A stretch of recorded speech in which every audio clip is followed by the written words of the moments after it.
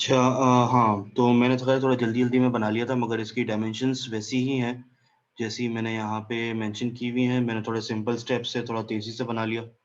अगर किसी को नहीं समझ में आया है तो मैं स्लो स्लो भी बना दूंगा। सिंपल सिंपल सी लाइनें बनाई है मैंने। यहाँ एक पॉइंट से शुरू किया, फिर ये line second, third, fourth, fifth, six, seven और एट। पता चलाने का जहाँ पे डायमेंशन नहीं लिखी हुई है वहाँ मालूम करने का तरीका सिंपल है। पहली लाइन की बात कर लेते हैं। ये 30 बनी हुई थी, देन ये 20 है और ये मिसिंग है। अगर ये मिसिंग है और मुझे नहीं पता कि यहाँ पे क्या वैल्यू डालनी चाहिए, तो थोड़ा सा कॉमन सेंस लगाओ कि ये वाली लाइन 30 की है और यहाँ पे अगर ये लाइन 30 की है और ये लाइन बिल्कुल स्ट्रेट बनी हुई है तो ये भी 30 की होनी चाहिए। 30 में से अगर ये यहाँ 20 तक बनी हुई है और ये एरिया मिसिंग है तो ये एक्चुअली 10 का होगा, क्योंकि 30 माइनस 20 बचा कितना, 10। अगर ये 10 है और ये टोटल 30 है तो 30 माइनस 10 किया तो ये 20 होगा। तो ये मुझे पता चल कि भाई ये वाली डायमेंशन 20 की है। देन मेरे पास एक ये वाली डायमेंशन मिसिंग है, तो इसका कैसे पता चलेगा भाई, ये 20 था और इसके बिल्कुल ऑपोजिट जो है ये वाली एक लाइन 10 की है। अगर ये 10 है और ये 20 है तो 20 माइनस 10 करोगे तो मेरे पास ये वाला जो एरिया है वो 10 का बचेगा। अगर ये 10 का है और सामने ऑपोजिट 20 है तो इस 20 माइनस अगर ये वाला 10 किया तो फिर ये वाला 10 बचा, तो ये लाइन 10 की हुई। कॉमन सेंस है। खुद से कैलकुलेशन करोगे तो सिर्फ दो लाइनें मालूम करनी है, दो लाइनों की वैल्यू क्या हो सकती है। सही है, तो पहली लाइन 30, देन 20, 20, 10, 30, 20, 20 और 10। ये मैंने कुछ लाइंस बनानी थी। अब मैं चाहता तो एक लाइन बनाता, इसकी वैल्यू 30 लिखता, फिर एक लाइन बनाता 20 लिखता, फिर लाइन 20, 10, 30, 20, 20 और 10, या मैं सब एक साथ बना देता और एंड में इस लाइन को नहीं जोड़ता। एंड में ये लाइन छोड़ दो, बाकी सब कुछ बना लो, सबकी डायमेंशन लगाओ, एंड में जो बचेगा बस वो लाइन डायरेक्ट जोड़ देना। वरना अगर इसको पहले ही जोड़ दोगे ना तो फिर कभी भी अपने सेंटर पॉइंट को पकड़ नहीं पाएगा। मतलब अगर तुम इसको 30 करोगे तो ये कम हो जाएगा, फिर अगर इसको 20 करोगे तो ये कम हो जाएगा। वो फिर मैच हो जाता है ना, जब एक दफा कनेक्ट हो जाता है फिर वो गड़बड़ करता है। तो एक लाइन छोड़ देना, सबसे आखिरी जॉइंट छोड़ देना और बाकी सारे पार्ट्स कनेक्ट कर सकते हो। ये मालूम करने का वही तरीका, डायमेंशन।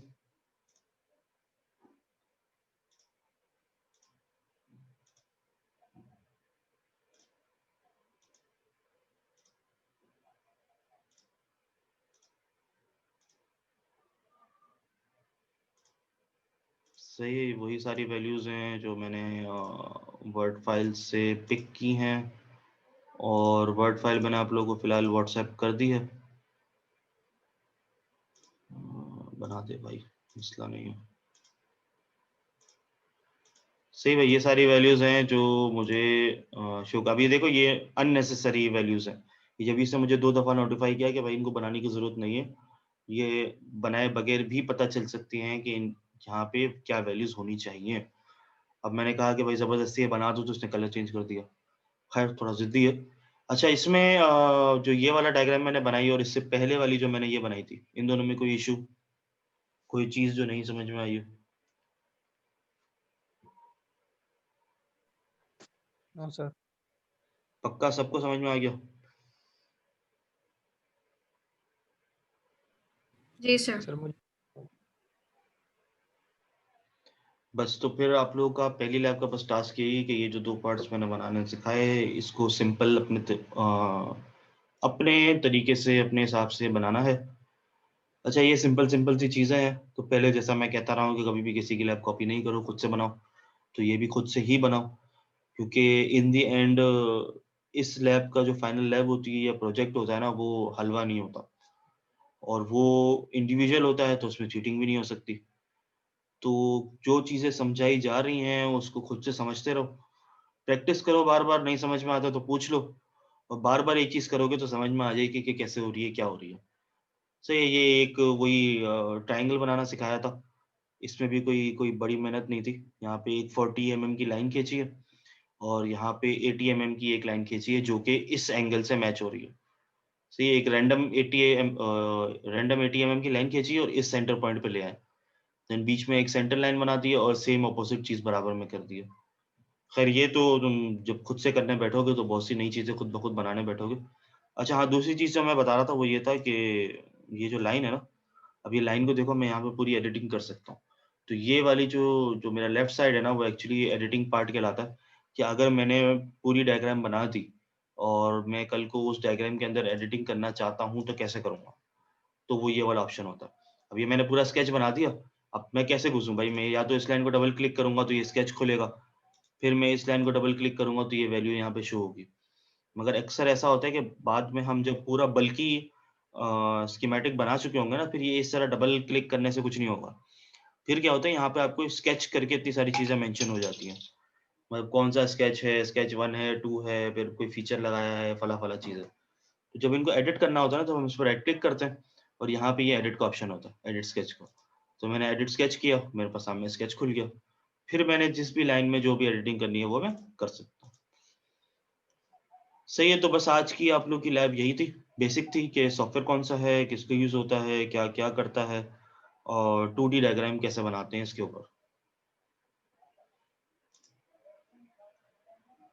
सही है, सही है, अभी आप हाँ। सबमिशन लेंगे नेक्स्ट वीक तक? अ, अगर आप लोग वैसे ही चलें जैसे पहले हमेशा से चलते रहे हैं, तो नेक्स्ट वीक में ही लूँगा, वरना अगर आप लोगों को किन अल्फ़ाज़ों नहीं में सर, कहूँ मैं, नेक्स्ट वीक ही चाहिए। हाँ, तो बस शरीफ बन के चलो और जैसे हमेशा से थे वैसे ही रहो। सही है, तो मैं ख़ैर वो जी सर। बना दूँगा, इसकी सबमिशन का पोर्टल बना दूँगा। ये लैब वैसे 10 मिनट की भी नहीं है। अगर मैं अभी तुम लोगों के सामने बनाऊँ ना, तो ये 2 पार्ट में 5 मिनट में बना के तुम लोगों के सामने रख दूँगा। तो ये कोई बड़ी मेहनत वाली चीज़ नहीं है। आगे की लैब्स होंगी वो ख़ैर टफ़ होंगी और बाकी भी लैब्स हो रही होंगी साथ-साथ में, तो अलग बात है।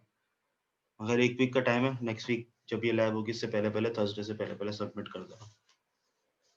और सब अपना-अपना सॉलिडवर्क्स कर लो, सॉलिडवर्क्स इंस्टॉल कर लो। एंड टाइम पे ये मत रोना, सर मेरे पास सॉलिडवर्क्स नहीं था, मैं नहीं बना सकी, नहीं बना सका या प्रोजेक्ट नहीं बना सका, हार्ड वो फाइनल लैब के टाइम पे नहीं है, ये सारे बहाने एंड टाइम पे नहीं सुनूँगा मैं, अभी से कर लो।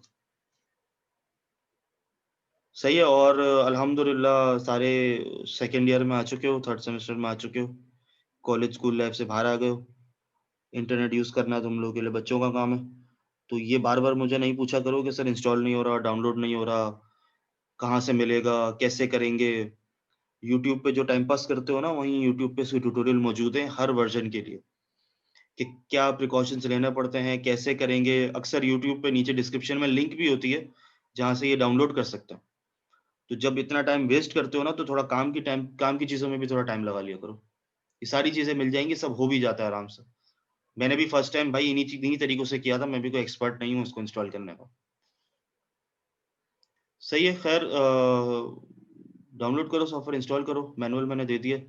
ये 2 पार्ट्स बनाने, 2 पार्ट बनाने के बाद एक चीज़ का ध्यान रखना कि इस मैनुअल में को फिल करके, जो हमेशा से हम करते थे भाई, ये एक चीज़ का ध्यान रखो, ये जो तुम लोगों ने पिछली दफ़ा भी सबमिशन करवाई थी ना, दिमाग खराब किया।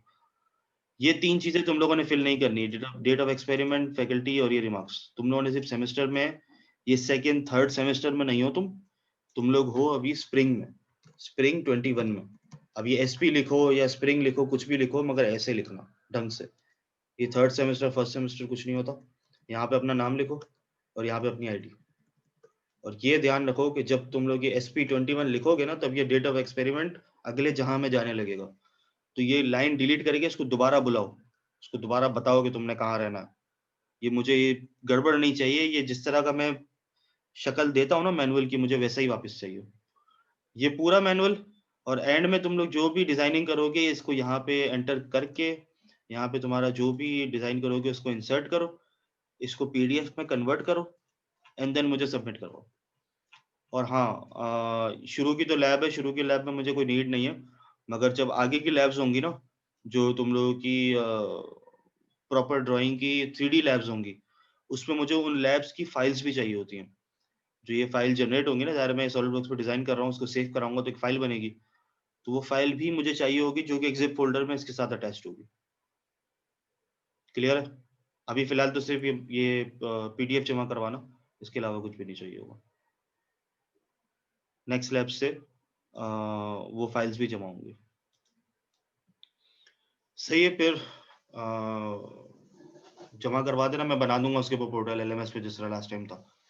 सम्या के हाथ में ही है वैसे, सम्या को बोल दूँगा वो बना देंगी, तो वहाँ पे आप लोग अपनी लैब्स अपलोड कर देना। Okay sir. ठीक है, अल्लाह हाफ़िज़। अल्लाह हाफिज। अल्लाह हाफ़िज़।